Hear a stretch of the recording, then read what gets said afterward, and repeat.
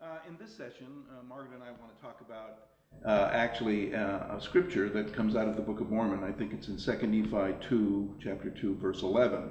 And that's where it says that all things are a compound in one. This I think, is a very intriguing concept, and it's stated by the prophet Lehi. It's supposedly, I understand there's an argument about whether Lehi actually existed in that, but getting past that, out of the mouth of the prophet Lehi, as reported by his son Nephi, Lehi teaches this idea that all things are a compound in one. Another way he says it is that there must needs be opposition in all things rather than to all things. And it struck me a long time ago that this was a very profound philosophical observation, and that's what we're going to be talking about in this session. So, Margaret. Well, and of course, in the world that we live in today, a lot of people have an objection to this idea of an opposition in all things, or even to all things, because they believe that the notion of duality or polarity is a dangerous idea. It leads to oversimplification of this kind of duality of good versus evil, male versus female, so that you have, these kind of stark, simplistic dichotomies. So there's a lot of objection to it in our current world, especially, in the intellectual communities. So I guess we also want to talk about what is it that's compelling in this, and how can it be something other than this kind of simple black and white picture that people often think this is what you mean if you're talking about dualities, this opposition. Well, one way in which it's compelling to me, although I may be dead wrong about it, is that if Lehi is speaking out of a culture that existed in 600 BC, it was around the same time as Zoroastrianism was flourishing in that area. Mm-hmm. And what little I know about the Zoroastrian religion is that it posited a cosmology where there was God and good on one side and the devil and bad on the other, and these were two eternal realms or eternal principles that were in constant conflict. And that would be a concept of opposition to all things. But what this scripture is talking about is opposition in all things. Or everything that you defined as a thing, you can define as a thing, whether it's a tree or a person or a philosophical concept. Whatever you can be defined as a thing has inherent in it an opposition. It's consisting of complementary opposites, which is a little different from rival opposites. So I think it's important to see this as perhaps a statement that's being made that deepens the idea of that good and evil are in conflict. It's the idea that within each thing there's a tension. Well, if we look at it sort of as a larger principle of the nature of reality, and I'm not sure I know how a tree is a compound in one, but I don't know how you would define that. But I certainly think that if we look around us in the physical world, that there are these dualities or these opposites. If you think about like light and dark, and in just like day and night, right? You have day, you have night. That's part of the world that we live in. We have our bodies themselves are made up of pairs, right? We have a right and left hand and legs. And in fact, almost every part of the body has this compound. We have two lips, nostrils, even organs of the body have that sort of bilateral, structure to them. Or if you look at the magnetic field, the notion that you have a positive and negative charge. There are all kinds of examples of this. I mean, you can look at computers. Computers are run on the basis of on and off switches, mm-hmm. which can get very complicated. And I think that's important too. The notion that something that seems so simple, on and off switches, or the binomial number system, I think is also connected to computers, that it can go into such complex patterns. Mm-hmm. So there are examples, whether or not you could say this is true in everything.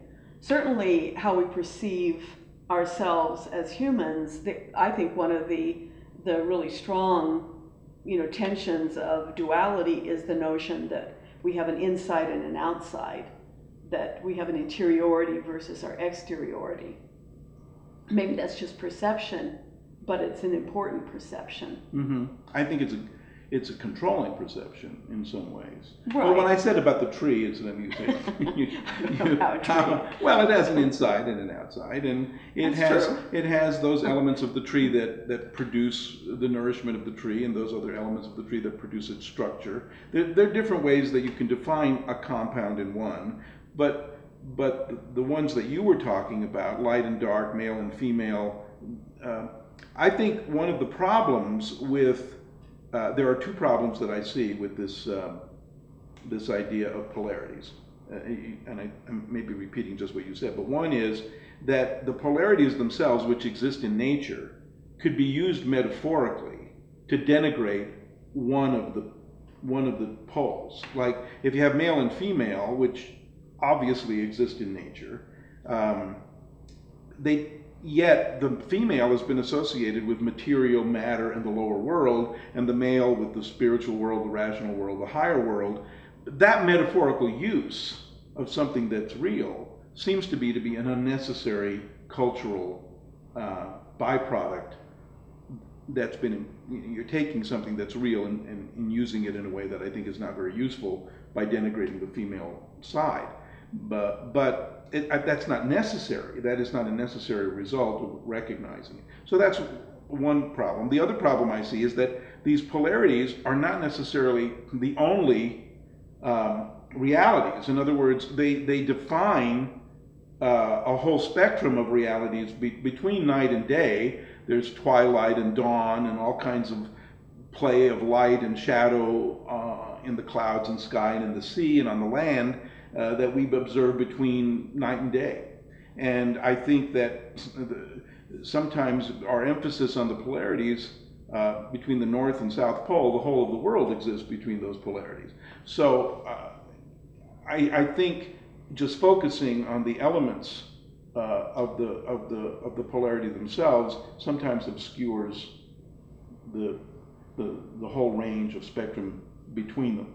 Yes, and of course, in the last 40 years in the academy, there has been a move towards seeing polarities or opposites as a real problem that is not natural, but is simply a construction that has led to several problems in human cultures. And you've really talked about a couple of them. I mean, I would restate them in the sense of that it can lead to a false picture where we don't see the likenesses between things. So if we talk about male and female as being opposite, we emphasize that maybe bodily parts versus common humanity, which then of course the big problem with that is, as you said, it can lead to preference of one thing over another. It can lead to these hierarchies.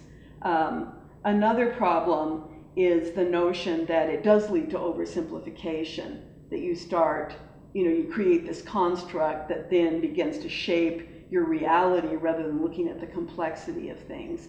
And especially in terms of gender, that can lead to stereotypes, so that you say, well, to be masculine is A, B, and C, to be feminine is this, as though this is some kind of reality rather than simply structures that have developed over time in culture.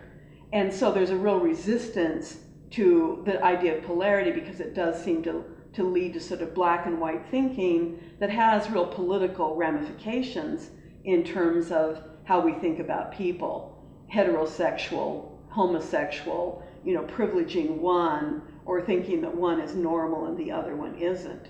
So, that's the resistance I think that a lot of people have to the idea of polarities now, is that they end up being these oversimplifications that are used for power and control, rather than honoring the diversity of human society. Exactly. I mean, in Strangers in Paradox, which is a book we wrote back in 1990 together, we tried to show how these polarities there's some of them that are complementary, like male and female, light and darkness.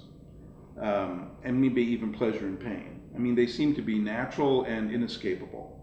But some polarities are like they're rival opposites, where they're warring over the same territory. In a sense, good and evil might be this way. Cruelty and kindness might be, in a sense, conflicting. I think that the idea of that there must needs to be an opposition in all things, and that all things are a compound in one, embrace both of those. It embraces the concept of complementary opposites and rival opposites. I think it's at a higher level of abstraction. And I do think that, you mentioned black and white. Well, between black and white, there's the whole rainbow of colors, and there are. So why are black and white important then, if there's the whole rainbow of colors? Well, I think because they in a sense help us to define the extremes, and we have to then be sure that we don't eradicate the middle ground, which is a vast middle ground. Like I tried to say, between the North Pole and the South Pole, the whole world exists in between those two poles, and to focus on one and the other solely in a simplified way excludes the diversity that you were talking about. So I think we bent over backwards to show that in talking about male and female particularly, we were not saying that somehow the Western concept of heterosexual marriage was somehow to be privileged. That's not our point. The point is that in every person we think there's a male and female principle, that these are in different degrees, they're in motion, they're dynamic, that sexual attraction is not necessarily to be confused with the biology of genitalia, which in itself can be confusing if we look at the real, at the real biological realities. We tend to oversimplify, and I think nature is not simple. And our theology should not be simple-minded. It should not reduce to we're right and everybody else is wrong, or the first national anthem, which is to hell with everybody else except for Cave 17. I think somebody once said that was the first national anthem. That is just bad thinking. Well, and so I want to expand on that. One of the problems with this notion of duality or polarity, compound in one, is that it can lead to a false complementarity. So even the term complementary, where you're trying to say, well, we're trying to solve the problem of privileging one side of the paradox over the other, so that you say that, day is better than night, or whatever, male is better than female, reason is better than intuition, any of the kinds of things that we can come up with. So we develop this idea of saying, well, complements doesn't mean that one is better, they're both necessary. But there's a problem there too, which a lot of feminist thinkers have pointed out, because complementarity has been used to promote this idea that women's roles are simply sort of a complement to males. So in other words, women shouldn't try to do the same kind of things that men do. Ah, I see. Yeah, because it's like, oh, well, the men's role, as the proclamation in the family of Mormonism says, is to preside, provide, and protect. And then the complement to that is to nurture, which is women's role. And so it's always that you're not whole on your own, you're not a whole person, but you have to complement the other. But it really is sort of a political move that is used to, on the one hand, complement. So we're talking about two kinds of complement here. The idea of complementarity is C-O-M-P-L-E, right, complete. And the other one, complement, P-L-I, where you're praising somebody. So they use this theory of complementarity in conservative religions to supposedly praise women, that they have something to offer, right? Oh, you're not going to do the same thing as the men do, but you have this complementary, this completing role, but really it's subordinate. It means you're not really kind of a whole person in and of yourselves. And that obviously, it seems to me, is really destructive. Oh yeah. So I guess the question to me is, well, if you think, the notion of a compound in one, or this kind of principle of duality is important, how do you get away from the negative aspect of it especially in regards to gender and sex. Well, I'm stunned that this idea that I think is so good could be so perverted in the way that you have just described it, because I think that's just a simple political perversion. But it's long-standing. Oh, I'm not saying it isn't. I'm just saying that when I'm talking about complementary opposites, I mean like, the dark side of the earth when it's going, it's revolving on its axis, and the light side of the earth. You need both. If you had eternal day, we'd fry. If you have eternal night, we'd freeze. To me, male and female are essential in their tension. They're equal. I mean, they're equally important, equally dignified, equally valuable, just like, the various states of matter are: liquid, gas, solids. You can't privilege one above the other. I'm talking about something that's a natural. What you're talking about, this perversion is based on taking a natural state of nature and turning it into a metaphor, and then somehow imposing upon it some cultural value which isn't really in the natural order of things. There's nothing in the natural order of things that would suggest that males are better than females, or vice versa, or that night is better than day, or that rain is better than sunshine. There's nothing in the natural order of things that would privilege one above the other. But somehow when it gets transferred into a metaphor and then translated from there into a cultural value, then suddenly you can say what the Mormon apologist feminists say that I've listened to, and I'm not going to name them on the tape, but you can look them up. And that is, they're saying what you're saying, which I think is really a denigration of women's power in favor of male privilege. Well, of course, one of the problems we have here is deciding what's natural, right? We perceive the whole world through our language systems, through cultural constructs. So what you're talking about, it becomes more than a metaphor. It becomes a whole way of structuring society. And of course, this is, millennial, it's old, very old, thousands of years old, right? That we have this. The Greeks use these kinds of metaphors to talk about gender issues. And so it seems like the only way to get rid of the problem is to destroy the issue of complementarity. I see. Because, if you think about it, okay, if you say, well, if you're talking nature, then maybe the only thing you can say that is, different has to do with genitalia and the whole reproduction process. Now, that's not insignificant, right? Well, there's chromosomes. There's chromosomes too, and in fact, in terms of gender theory, there's a lot of discussion. There's a term that now has come up. It's been around for decades, but they talk about intersexuality.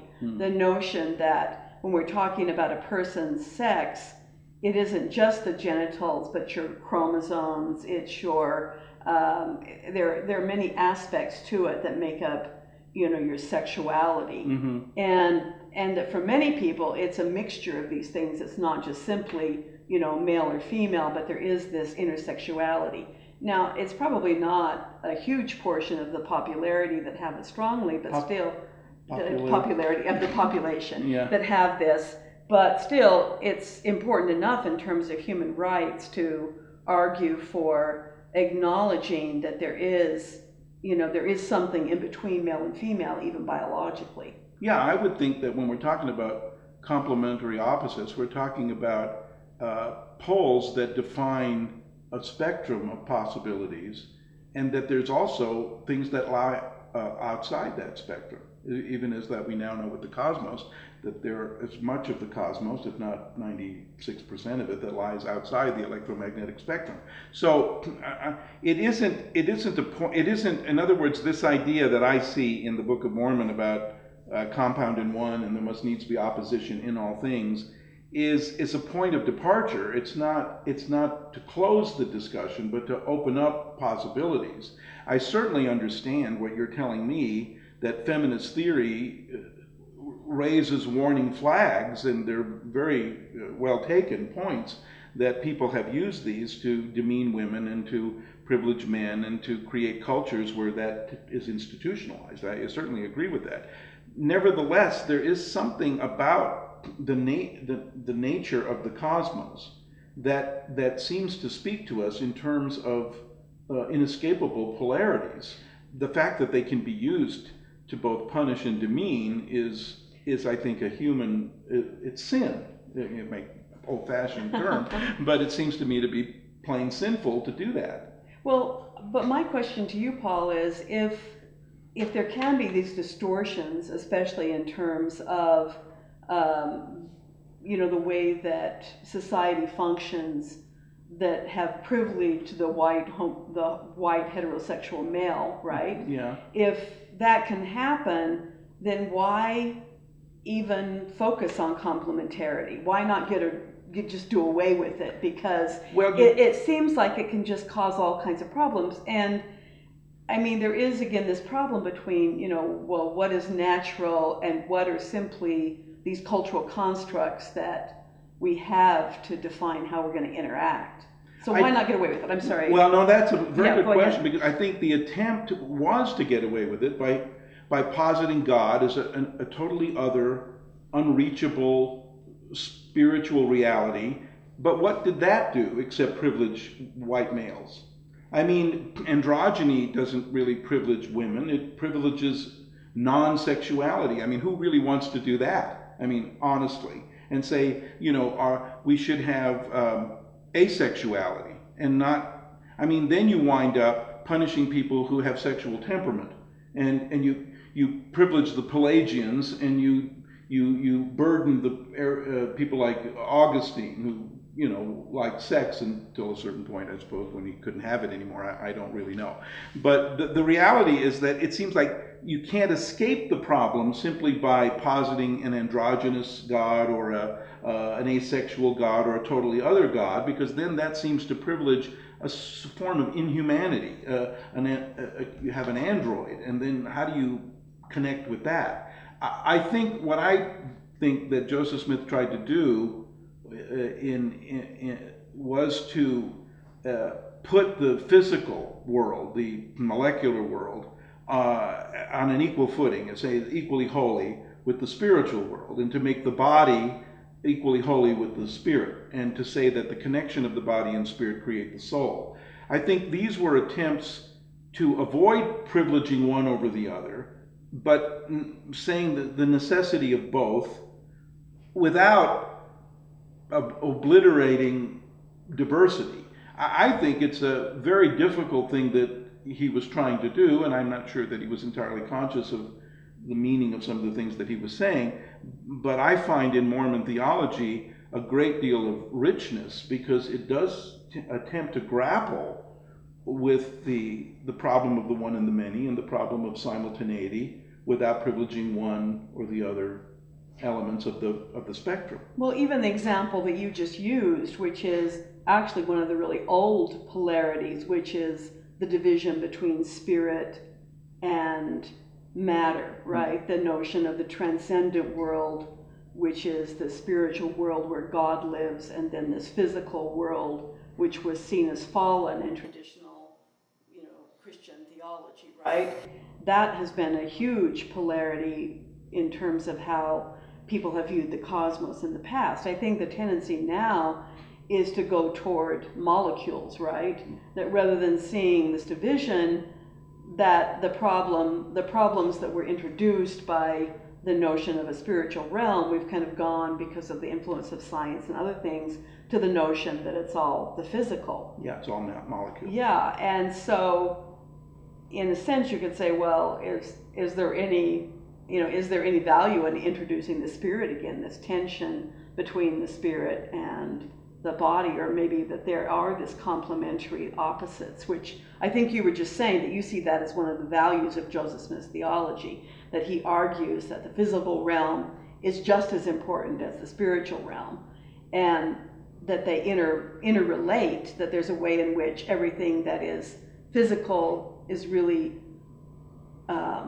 has a spiritual dimension to it, and vice versa, and yet they're still not exactly the same, even though they're not complete opposites. They're more of this complementarity. So I don't know, are you arguing that that's actually a good idea for the present world that we now live in, that has gone the other extreme, is sort of what I'm saying? Well, we went to when everything good was spiritual and other, Now we're at the other side where we think everything is, molecular, and where everything was once intuitive, now everything is rational. Where everything was once supernatural, now everything is nature. And it seems like this pendulum goes back and forth, and I guess what I'm arguing for is a balance of these extremes somehow. That we recognize that myth and history, molecules and soul all have meaning for human beings, and that we have to deal with that meaning. We never deal with the truth. We only deal with perceptions of truth. Right. And then to unilaterally, dismiss as inferior some perceptions seems to me, willy-nilly, seems to be a bad idea, even though we can show that some ideas of supernature have led to really big problems, but so have some ideas about nature. I mean, on supernature, you get, the idea of predestination or, Calvinism, that kind of thing. People are preordained to go to hell. On the other side, you've got eugenics coming out of, the molecular biology or even evolution. Some people jump to the conclusion of a kind of social evolution or Spencerian, survival of the fittest, and you say, well, yeah, we can get rid of inferior tribes, That's evil. I can see evil coming out of both. I think there's less evil if there's a struggle to kind of bring these things together and see that that these ideas do not necessarily bring us to a proper ethic, but our ethic has to deal with the whole. Deal with the whole. So if we go back to that scripture from 2nd Nephi, it postulates that this necessity of opposition in all things, where things are a compound in one, that if this were not true, that neither goodness nor anything could be brought to pass. And which is kind of a startling statement, and I think it goes back to the question I posited to you. It says God would be not. God would not exist. The universe would not exist. The cosmos would not exist unless there was an interplay of some kind among opposites. And so it's seen as a life-giving principle. Yeah. So here maybe we're back almost to the notion of, if you're talking male and female, you can see it as a symbol of producing new life, that you need an interplay of things that are different. So maybe really what we're talking about here is a principle of difference, that reality is constructed in a way that you have to have the interplay of difference in order to create life and meaning. I think it's interesting that in terms of language systems, this was developed by some of the early structuralists that were talking about how language works. But if you think about it, language works on the basis, well, I would argue both difference and sameness, that you create meaning through differentiating sounds, for example.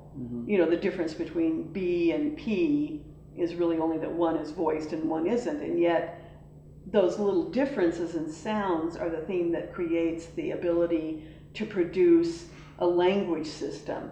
And anything in language is produced on difference. I see. On the other hand, you also need sameness. If you think about the fact that, you need generalities in language too. So you need both difference, but you also need sameness, because without sameness, you can't categorize. No, you can't categorize. So, this goes back to why do we need to have categories at all? Well, with language, if you had to have a different word for every single object in the universe and a different word for every action, rather than saying this is running and that's running and that's running and that's a chair and that's a chair and that's a chair, without the ability to create categories, which is really generalizations, then you also couldn't have language or communication or the expression of meaning. So to me, those are actually, difference and sameness are also two of these principles that are important for life to go on. And maybe even if we go back to the issue of gender, this could be an important one, that we need both attraction of difference but also of sameness, that like cleaves to like, which is another Mormon scripture. Yeah, and I think right now, the the gay rights movement in the United States, which really comes about the same period of time in the late 20th century for women's rights. It's very interesting that it seems like this, all of which was in the closet about women's needs and men's and women's needs of like attractions, comes out. People resist it because it is an assault upon the culture, but only to the extent that the culture seems to have been in a state of denial about these things, and certainly maybe even in a state of amnesia about these things. And it is a call to the churches and to the states to recognize that individuals are more complex than the general categories of both states and churches have been willing to acknowledge. And this creates a great deal of frustration for people, but in reality, ultimately these realities cannot be denied. They will surface one way or another.